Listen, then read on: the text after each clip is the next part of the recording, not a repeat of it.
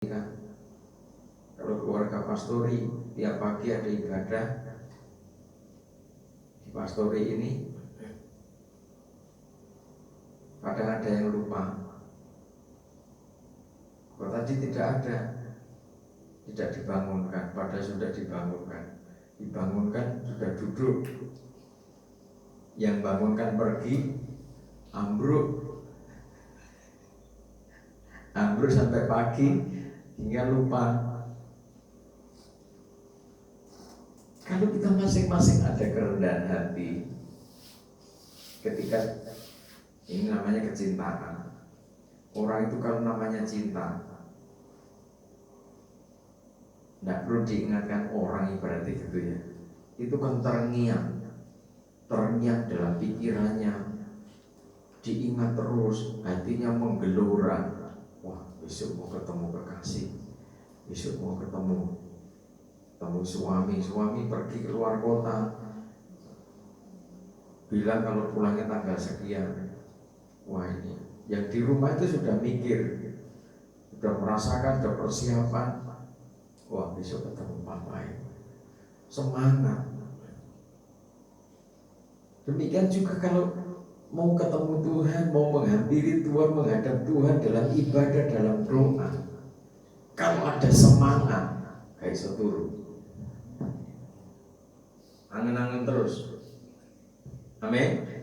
Angen-angen terus. Wah, sejam apa ketemu ya? Iya kan? Apa ketemu? Ayub itu tiap pagi dia didatangi Tuhan.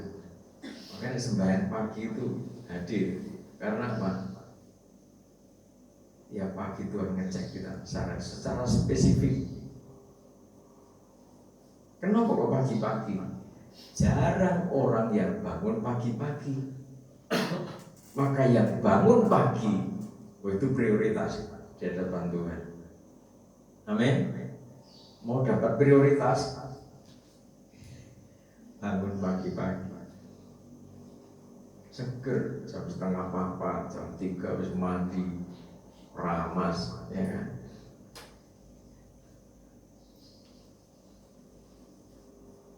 Yang mau, yang tidak terseok, sing ora itu sih kita terseok melakukan.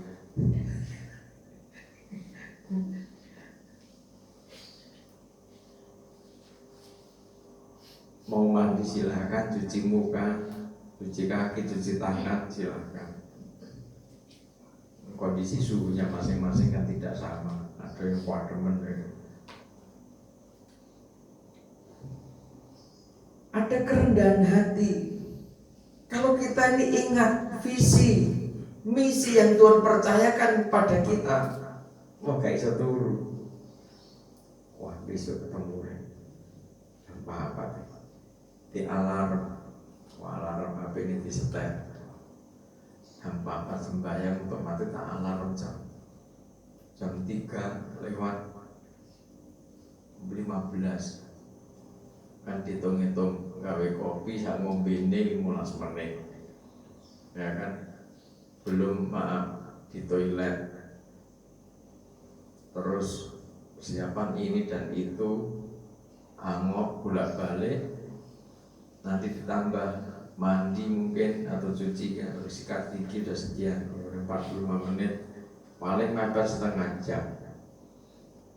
Ya alarm dalam setengah 4. Kalau bikin alarm, ini jangan ditaruh sebelah kepala, jangan sampai terjangkau tangan. Jauh, andai kata tidurnya di sini, ini HP alarm taruh di Pak Yoyo, Pak. Sehingga nanti ketika bunyi menderu-deru, mendering-dering, itu saudara pasti bangun, pasti jalan karena bising, berakang kan, menghampiri itu tadi. Setelah ketangkap tangan, oh Pak, mata ini mata Pak. Bikin bising orang, nggak tahu ini enak-enaknya tidur tak? HP ini diseneni dewi.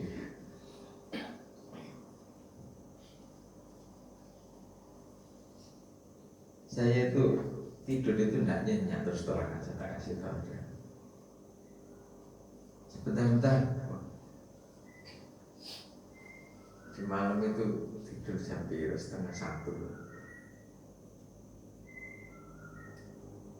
Itu miring sana, miring sini, tidak bisa turu. Tak pakai baca, begini. Kalau tidak bisa tidur itu pakai baca. Nanti matanya capek, akhirnya nanti bisa tidur. Saya pasang alarm memang. Bilang apa deh? Selamat pagi, ya. Semoga hari ini bahagia atau apa? Semoga hari ini menyenangkan. Selamat pagi. Semoga hari ini menyenangkan. Suaranya suara cewek bisa.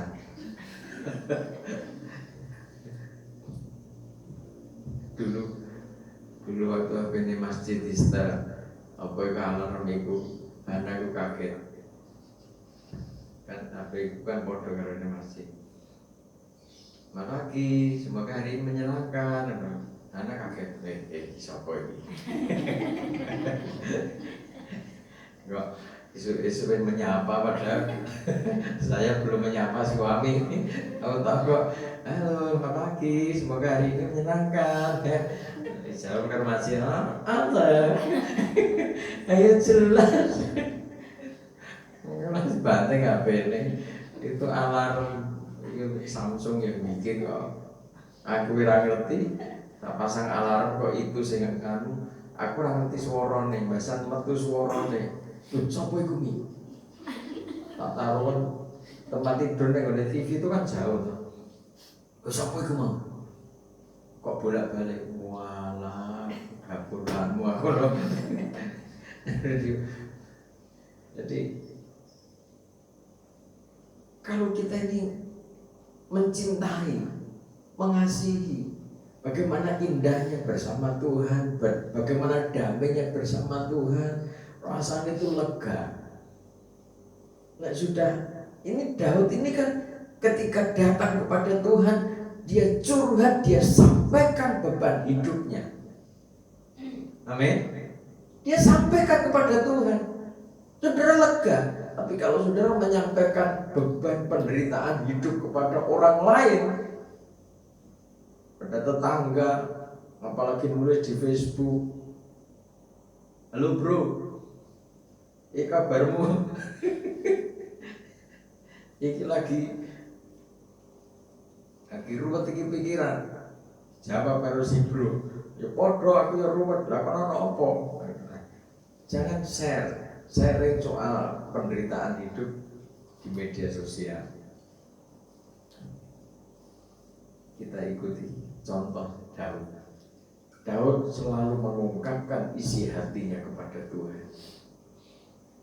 Penderitaan apapun, persoalan apapun, Daud datang di hadapan Tuhan. Segala jalan Tuhan adalah kasih setia dan kebenaran.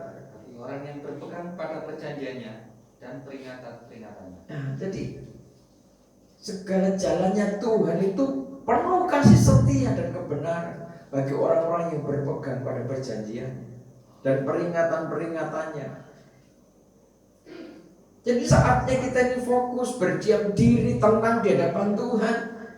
Tuhan mengingatkan kita, suaranya yang lembut, seakan saudara tangkap dalam hatimu. Yang lembut itu, kelembutan hatimu bisa menangkap peringatan dari Tuhan. Kelembutan hatimu bisa mendengar suara roh itu. Peringatan-peringatan yang dari Tuhan bisa saudara tangkap. Oleh karena namamu ya Tuhan, ampunilah kesalahanku, sebab besar kesalahan itu. Ya, jadi dengan tiada henti-hentinya, dengan tiada jemu-jemunya, Daud juga mengakui, menyadari sebagai manusia yang penuh cacat celah itu. Di balik kelemahannya Daud, di balik cacat celahnya Daud. Daud paham, Daud mengerti Tuhan itu luar biasa, kasih setianya itu sempurna, pengampunannya itu luar biasa sempurna. Terus siapakah orang yang takut akan Tuhan? ya, Kepadanya Tuhan menunjukkan jalan yang harus dipilihnya. ya.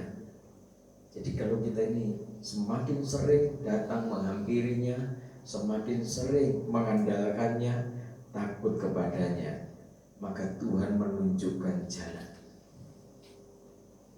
Bagaimana mengurai setiap persoalan, bagaimana kita bertindak di tengah-tengah kondisi pandemi COVID-19 ini. Apa yang harus kita buat? Kalau dalam pasal pertama ayat 1-2, apa yang dibuat yang berhasil? Sekarang apa yang kita buat? Kita sedang menghadapi ujian. Berhasil atau tidak kita mengerjakan ujian dari Tuhan? Untuk apa? Banyak meningkatkan doa sembah di rumah, bersama istri, bersama keluarga. Banyak datang kepada Tuhan dengan penuh kesabaran, ketekunan, tidak tergoncangkan dengan kondisi yang demikian. Itu yang kita buat. Berhasil itu kalau kita sudah melewati itu, pandemi selesai, Tuhan nyatakan kita berhasil melewati ini semua dengan nilai berapa urusannya Tuhan. Terus Orang itu sendiri akan menetap dalam kebahagiaan. ya, secara pribadi orang yang takut kepada Tuhan, di mana Tuhan menunjukkan jalan keluar atas setiap persoalan kepada orang itu sendiri akan menetap dalam kebahagiaan. Terus Dan anak cucunya akan mewarisi bumi. anak cucunya diberkati Tuhan. Mewarisi bumi itu artinya generasi kita. Generasi kita itu anak cucu kita sampai cicit mungkin, sampai keturunan kesekian, terus menerus mewarisi kemuliaan yang Tuhan nyatakan atas hidup kita. Terus Tuhan berkaul karib dengan orang yang takut akan Dia, ya, dan perjanjiannya diberitahukannya kepada mereka. Tuhan bergaul karib dengan orang yang takut akan Dia. Karib, sudah tahu arti kata karib. Ada sahabat karib, akrab. Tidak sebatas akrab, karib itu saling mengenal, saling mengerti, saling memahami.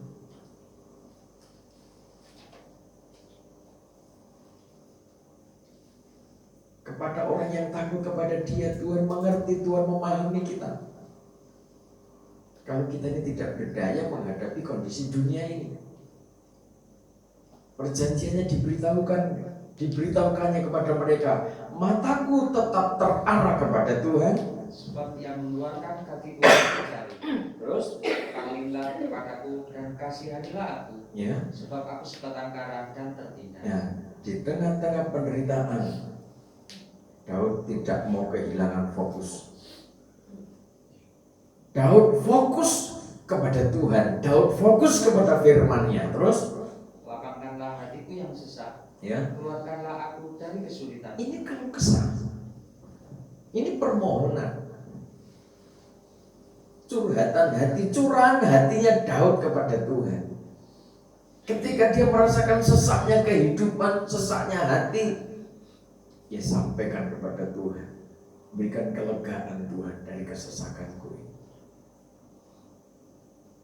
Saat kita pusing, saat saudara pusing, Tuhan, aku pusing Tuhan. Tolong berikan kelegaan dari kepusinganku ini. Wah, kepala kok cenut-cenut sebelah kiri kok, tidak adil ini. Kenapa ke kanan sekalian? Tidak. Satu aja sebelah aja sudah ngeluh, apalagi semua. Segala sesuatu yang terjadi atas hidupnya Daud disampaikan kepada Tuhan. Seakan ada komunikasi, ini karib, akrab. Daud tahu bahwa Tuhan memperhatikan hidupnya. Terus Pilihlah sengsaraku dan kesukaranku, ya, dan ampunilah segala dosa. kembali lagi curahan hatinya Daud. Pilihlah sengsaraku dan kesukaranku. Balik lagi, ampunilah segala dosa-dosaku. Hanya mohon ampun. Ada kekuatan yang dahsyat ketika kita tenang, seraya mohon ampun, maka kuasa pengurapannya mengalir menguasai hidup kita. Ada kekuatan yang luar biasa. Lihatlah betapa banyaknya musuhku, Dan bagaimana mereka membenci aku dengan sangat mendalam. ya, sudah dalam kondisi sulit, ekonomi sulit, pekerjaan sulit. Kadang orang adanya saja mereka reka sesuatu untuk membenci karena iri. Mungkin di tengah-tengah pandemi COVID-19 saudara malah diberkati secara finansial, usaha tetap jalan, sementara yang lain tidak jalan. Nah, pentingnya sebuah kewaspadaan, pentingnya doa itu di situ. Karena apa? Kalau sudah itu diberkati, ada saja orang yang tidak senang, nanti bikin cerita yang aneh-aneh untuk menteror saudara. Jadi itu perlunya kita dekat dengan Tuhan, sehingga ketika ada sesuatu terjadi kita ceritakan kepada Tuhan, karena kita takut kepada Tuhan. Dan Tuhan berjanji bergaul karib dengan orang-orang yang takut kepadanya. Terus Jagalah kiranya jiwaku dan lepaskanlah aku. Janganlah aku mendapat malu, sebab aku berlindung padamu. ya, selalu datang dan berharap, mengandalkan Dia sebagai perlindungannya. Ketulusan dan kejujuran kiranya mengawal aku, Sebab aku menanti-nantikan Engkau. ya, di tengah-tengah kondisi yang sulit demikian, Daud tetap membelas kasihan Tuhan supaya apa? Supaya tetap memiliki ketulusan hati, memiliki kejujuran. Sebab banyak karena kesulitan hidup, karena kesukaran hidup, orang tidak bisa jujur lagi, orang tidak bisa tulus lagi. Banyak. Jadi penderitaan hidup, kesesakan hidup ini menjadi ujian, bentukan mental, spiritual kita, tangguh, murni, tulus, jujur atau tidak. Itu melewati penderitaan demi penderitaan, kesesakan demi kesesakan. Terus, Ya Allah, bebaskanlah orang Israel dari segala kesesakan. ya, jadi segala sesuatu yang terjadi kita sikapi dengan takut kepada Tuhan. Sebab semua peristiwa yang terjadi di muka bumi ini tidak terlepas dari pantauan Tuhan, tidak terlepas dari otoritas kuasa Tuhan. Kalau tidak seizin Tuhan, tidak mungkin segala sesuatu yang terjadi. Untuk itu, kalau kita percaya bahwa semuanya sudah berada pada pantauannya Tuhan, maka sikap kita jangan sampai salah. Ketika saudara sampai gagal, salah menyikapi ini semuanya, hari pertama, kedua, dampak pandemi terasa, mungkin kita masih salah. Tetapi selanjutnya, kita mohon ampun kepada Tuhan dan berbenah diri. Apa yang harus kita kerjakan? Kita berhasil melampaui persoalan ini semuanya di dalam suasana sukacita, dalam suasana damai. Kita melampaui ini semuanya, kita menjadi orang-orang yang menang, menjaga ketulusan hati, menjaga kejujuran, menjaga kesetiaan, menjaga ketaatan kepada Tuhan. Amin. Tuhan Yesus memberkati. Kita sambut perjamuan kudus. Menaikkan pujian sebab Dia hidup.